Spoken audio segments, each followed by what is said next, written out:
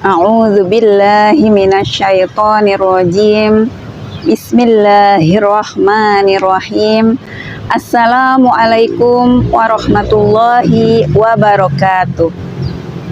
Innal hamdalillah nahmaduhu wa nasta'inuhu wa nastaghfiruh wa na'udzu billahi min syururi anfusina wa min sayyiati a'malina may yahdihillahu fala mudhillalah wa may yudlil fala hadiyalah. Asyhadu an la ilaha illallah wa asyhadu anna Muhammadan abduhu wa rasuluh nabiyya wa la rasula ba'da. Rabbis shrah li sadri wa yassir li amri wahlul 'uqdatam min lisani yafqahu qawli. Alhamdulillah, summa alhamdulillah, kita panjatkan kehadirat Allah, Rabb semesta alam, yang telah memberikan berbagai nikmat kepada kita, khususnya nikmat berada di bulan suci Ramadan. Sholawat serta salam semoga senantiasa tercurah kepada uswatun hasanah kita, Nabi Muhammad Sallallahu Alaihi Wasallam, beserta keluarga beliau, sahabat beliau, dan orang-orang yang mengikuti sunnah beliau hingga di akhir masa. Sebagaimana yang kita pahami bersama, bulan suci Ramadan adalah bulan yang istimewa, bulan yang di dalamnya Allah turunkan berbagai kebaikan, bulan yang Allah turunkan rahmat, ampunan, keberkahan, dan di dalamnya ada perlipat gandaan pahala kebaikan. Tentu menjadi amat sayang jikalau kesempatan kita berada di bulan suci Ramadan ini tidak kita barengi dengan giatnya kita melakukan amal kebaikan. Lantas, bagaimana agar senantiasa bisa produktif di bulan Ramadan? Sebelumnya, saya akan sampaikan tentang apa itu produktif. Produktif adalah senantiasa menghasilkan suatu kebaikan sesuai dengan target yang telah ditetapkan.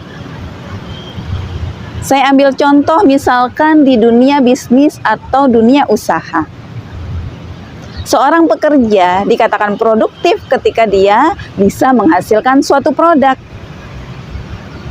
Seorang pembuat kue dikatakan produktif jikalau dia bisa menghasilkan sejumlah kue. Seorang penjahit dikatakan produktif ketika dia mampu menghasilkan sejumlah pakaian. Lantas bagaimana seorang muslim yang produktif? Apakah seorang muslim yang produktif harus mampu menghasilkan sejumlah materi? Mari kita renungkan firman Allah di dalam Quran surah Az-Zariyat ayat 56. A'udzu billahi minasyaitonir rajim. Bismillahirrahmanirrahim. Wa ma khalaqtul jinna wal insa illa liya'budun. Dan tidaklah aku ciptakan jin dan manusia kecuali untuk beribadah kepadaku, yakni kepada Allah Subhanahu wa ta'ala. Di dalam ayat tersebut kita dijelaskan bahwa tujuan diciptakannya manusia adalah untuk beribadah. Maka seorang muslim yang produktif adalah ketika dia senantiasa mengisi hari-harinya dengan amalan ibadah, dengan amalan-amalan yang sesuai dengan yang diperintahkan oleh Allah dan Rasul-Nya. Terutama di bulan suci Ramadan ini, di bulan pelipat gandaan pahala, maka tentu harus kita mampu menambah amalan-amalan sholih. Harus mampu kita betul-betul menundukkan diri, memahami betul bahwa kita ini adalah hamba Allah. Mari kita pahami apa sih hakikat diperintahkannya puasa Ramadan. A'udzubillahi minasyaitonirrajim. Bismillahirrahmanirrahim. Ya ayyuhalladzina amanu kutiba alaikumusyamu kama kutiba alal ladzina min qablikum la'allakum tattaqun. Dalam ayat tersebut Allah menjelaskan hikmah atau tujuan disyariatkannya puasa di bulan Ramadan adalah untuk membentuk manusia yang bertakwa, agar kaum muslimin naik derajatnya menjadi al-muttaqin, menjadi orang-orang yang bertakwa. Apa itu takwa? Dalam makna bahasa, takwa artinya adalah takut. Dalam makna istilahnya, takwa adalah menjalankan seluruh perintah Allah dan menjauhi semua larangan Allah Subhanahu wa ta'ala. Nah, tentu perlu kiranya kita pahami amalan-amalan apa saja yang diperintahkan oleh Allah di bulan suci Ramadan ini. Pada siang hari, dari terbit fajar hingga terbenam matahari, kita bersama-sama menjalankan ibadah shaum, berpuasa. Puasa yang seperti apa yang ingin kita persembahkan kepada Allah? Dalam hal ini, saya ingin mengingatkan kita tentang tingkatan puasa yang disampaikan oleh Imam Al-Ghazali. Ada 3 tingkatan puasa. Pertama, tingkatan puasa orang pada umumnya, shaumul umum. Puasanya orang awam, puasanya manusia pada umumnya, yakni menahan diri dari makan, minum, dan jima di siang hari. Kemudian tingkatan yang kedua, yaitu puasanya orang yang khusus, yang dimana selain menahan diri dari makan, minum, dan jima di siang hari, dia juga menahan anggota tubuhnya dari hal-hal yang diharamkan oleh Allah. Mata misalnya, dia jaga dari memandang hal-hal yang diharamkan. Lisan misalnya, dia jaga dari hal-hal yang dilarang oleh Allah. Ghibah, berkata kotor, memfitnah, dan sebagainya. Begitu juga dengan tangan, begitu juga dengan kaki, dan seluruh anggota tubuhnya, dia jaga dari hal-hal yang diharamkan oleh Allah Subhanahu wa ta'ala.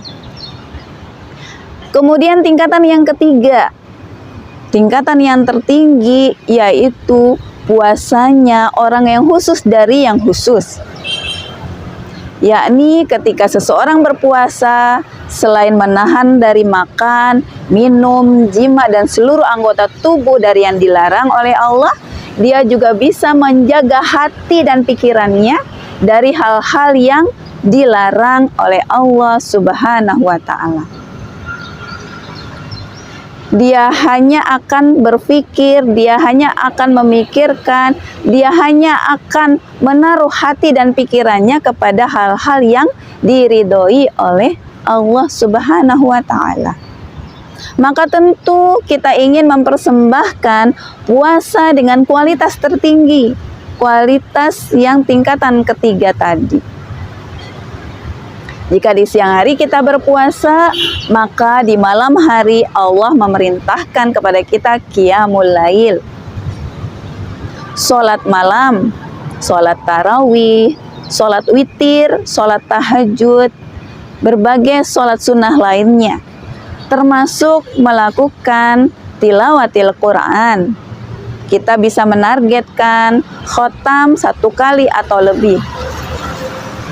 Apalagi di bulan suci Ramadan, salah satu keistimewaannya karena di bulan ini Allah menurunkan Al-Quran, kitab suci kaum muslimin. Sebagaimana firman-Nya, A'udzubillahi minasyaitonirrajim. Bismillahirrahmanirrahim. Syahrul Ramadan alladzi unzila fihil Qur'an hudal linnas wa bayyinatim minal huda wal furqan. Bulan Ramadan yaitu bulan diturunkannya Al-Quran sebagai Al-Huda petunjuk, Bayyinah penjelas, dan Al-Furqan pembeda antara yang hak dan yang batil. Maka selain kita melakukan aktivitas tilawatil Quran, tadarus bersama, maka tentu kewajiban bagi kita juga adalah mengkaji Al-Quran, memahami isi Al-Quran, berupaya mengamalkan Al-Quran, dan memperjuangkan isi Al-Quran. Maka di saat itulah kita perlu dan wajib mendatangi majelis-majelis ilmu agar kita mampu memilih amalan-amalan terbaik sebagaimana yang diperintahkan oleh Allah dan Rasul-Nya. Apalagi jikalau kita melihat bagaimana Rasulullah Shallallahu Alaihi Wasallam dan para sahabatnya mengisi hari-harinya di bulan suci Ramadan. Tampak sekali bahwa bulan Ramadan adalah bulan perjuangan. Rasulullah Shallallahu Alaihi Wasallam dan para sahabat berjuang melawan kaum kafir. Tercatat di dalam sirah beberapa peperangan terjadi di bulan suci Ramadan. Di antaranya perang Badar Al-Kubra, perang Khandaq. Begitu juga terjadi Fathul Mekah, itu juga peristiwa-peristiwa yang dilakukan dan diperjuangkan oleh para sahabat dan Rasulullah di bulan suci Ramadan. Kemudian bagaimana refleksinya perjuangan yang dicontohkan oleh Rasulullah dan para sahabat pada kehidupan kita saat ini, pada bulan Ramadan yang kita jalani hari ini? Maka yang harus kita lakukan adalah memperjuangkan agar kehidupan Islam yang pernah ada di masa Rasulullah Shallallahu Alaihi Wasallam dan para sahabat juga hadir di tengah-tengah kita. Sebagaimana yang kita lihat saat ini, kita hidup jauh dari aturan Islam, jauh dari syariat Islam secara kafah, sehingga kita bisa melihat sendiri akibatnya begitu banyak problem, begitu banyak permasalahan, baik itu kemiskinan, kebodohan, ketertindasan di berbagai penjuru dunia. Begitu juga dengan permasalahan generasi, pergaulan bebas, narkoba, stunting, dan berbagai permasalahan lainnya. Ketidakadilan, kezoliman, berbagai permasalahan terus menumpuk, kian hari makin banyak, tidak tampak akan selesai. Justru semakin banyak, justru semakin berat permasalahan yang kita hadapi. Nah, tentu kita ingin agar semua permasalahan itu bisa selesai, bisa hidup dalam kondisi yang aman, nyaman, sejahtera, dan diliputi dengan suasana keimanan. Bagaimana caranya? Bagaimana caranya agar kita sama-sama bisa merasakan hidup dalam kehidupan Islam?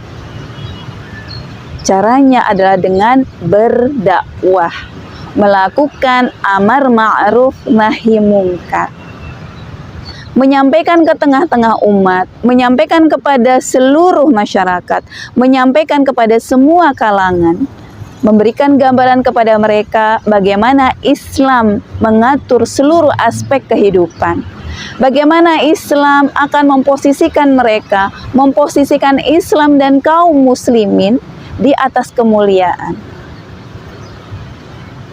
Tidak lupa pula kita harus menyampaikan ke tengah-tengah umat bahwa sejatinya hari ini kita hidup di bawah cengkraman sistem kufur, sistem kapitalisme, sistem yang membuat kehidupan kita kian hari semakin sulit, kian hari semakin sesak, ekonomi sulit, semua barang serba naik, permasalahan kriminalitas, ketidakadilan semakin menumpuk. Belum lagi kalau kemudian kita melihat ketika ada kaum muslimin yang menginginkan hidup dengan hukum-hukum Allah, biasanya distigmatisasi negatif, dianggap radikal, dianggap fundamentalis dan sebagainya. Maka mari kita mengajak kaum muslimin untuk membuang jauh-jauh sistem kufur, sistem kapitalisme, dan pemikiran-pemikiran cabangnya, sekulerisme, liberalisme, feminisme, HAM, demokrasi, dan sebagainya. Tidak ada cara lain untuk kita bisa merasakan hidup sebagaimana Rasulullah Shallallahu Alaihi Wasallam dan para sahabatnya, kecuali dengan berdakwah, kecuali dengan berjuang mengembalikan kehidupan Islam, yang dimana kehidupan Islam itu tidak akan mungkin terwujud tanpa suatu institusi yang kita kenal dengan Daulah Khilafah Islam ala minhajin nubuwah. Marilah terus kita bersemangat melakukan amal-amal kebaikan. Target-target yang telah kita buat sebelum Ramadan, kita buka kembali. Kita pastikan agar target-target tersebut bisa kita capai sebelum bulan suci Ramadan semakin hari semakin akan beranjak pergi dari kita.